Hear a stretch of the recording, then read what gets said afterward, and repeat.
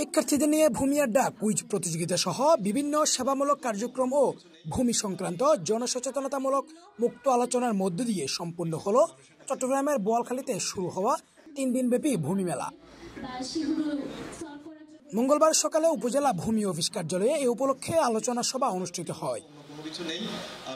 উপজেলা সহকারী কমিশনার কানিজ ফাতেমার সভাপতিত্বে অনুষ্ঠানে প্রধান অতিথি হিসেবে উপস্থিত ছিলেন উপজেলা নির্বাহী কর্মকর্তা মোহাম্মদ রহমতুল্লাহ।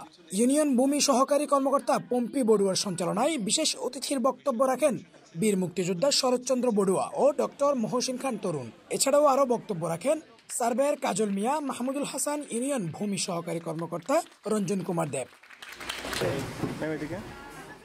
এ সময় উপজেলার বিভিন্ন বিদ্যালয়ের প্রায় 40 জন শিক্ষার্থী ভূমি আড্ডা এবং কুইজ প্রতিযোগিতায় অংশগ্রহণ করেন। সহকারী কমিশনার কানিজ ফাতেমা বলেন, 3 দিনব্যাপী ভূমি মেলায় নামজারির আবেদন গ্রহণ, অনলাইন তাৎক্ষণিক ভূমি উন্নয়ন কর প্রদান সহ বিভিন্ন সংক্রান্ত যে কোনো সমস্যার সমাধান জনগণের দোরগোড়ায় পৌঁছে দিতে ভূমি মেলার লক্ষ্য। প্রধান অতিথির বক্তব্যে রহমতুল্লাহ বলেন, ভূমি মেলার মাধ্যমে উপজেলা পর্যায়ের সকল শ্রেণী পেশার মানুষ ঘরে বসেই অনলাইনে নামজারির আবেদন সহ ভূমি উন্নয়ন কর প্রদান, খতিয়ানের সার্টিফাইড কপির আবেদন, তাছাড়া গুরুত্বপূর্ণ ভূমি সংক্রান্ত যে কোনো বিষয়ে জানতে পারবে।